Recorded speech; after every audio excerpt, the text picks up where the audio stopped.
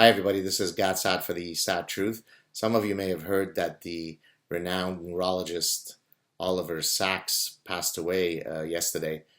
Um, if you've not heard of his work, I highly recommend you check out some of his books. He has a wonderful ability to write beautiful prose in describing some of his most interesting clinical cases as a neurologist.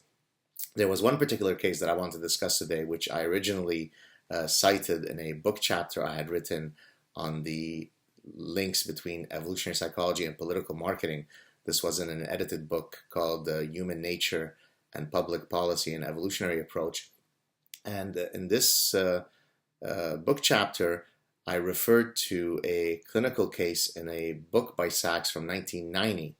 The book is titled The Man Who Mistook His Wife for a Hat and Other Clinical Tales. Highly recommend you check it out. And one of the cases in question is a case titled The President's Speech.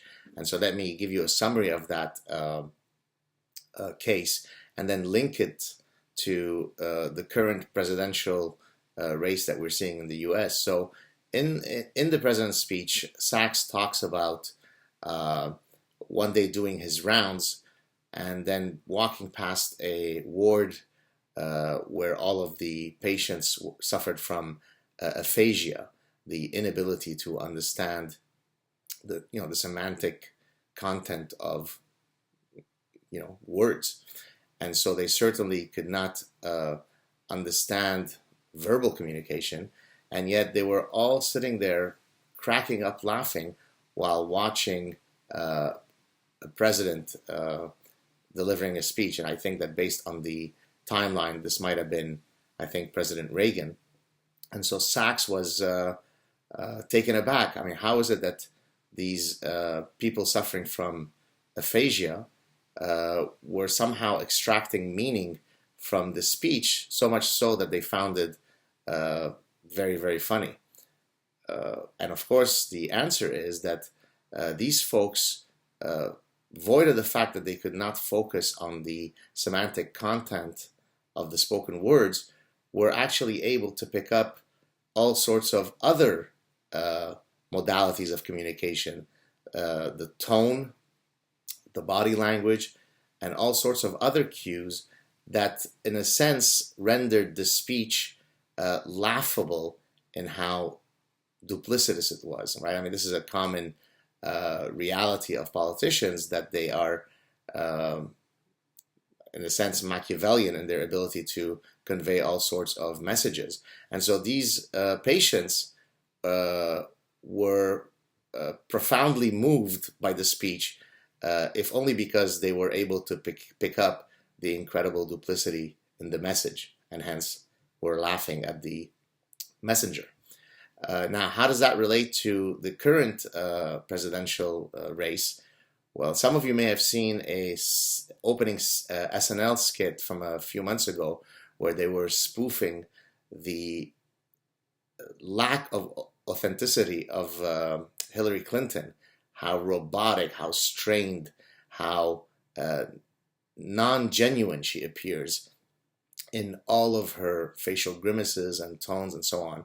And of course, CNL, you might imagine, is quite pro-Democrats, and yet they couldn't help themselves in making fun of her lack of at least being able to exhibit a sense of genuineness.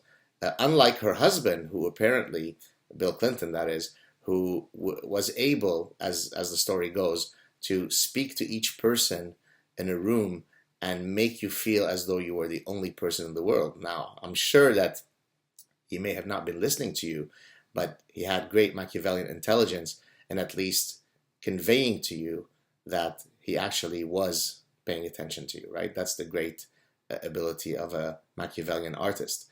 Now, why is Donald Trump succeeding so well these days?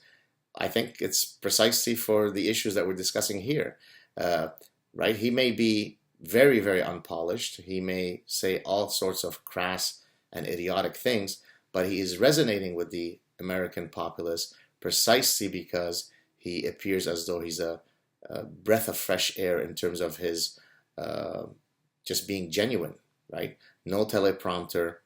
Yes, it's a stream of consciousness, much of which is gibberish, but at least he's being real.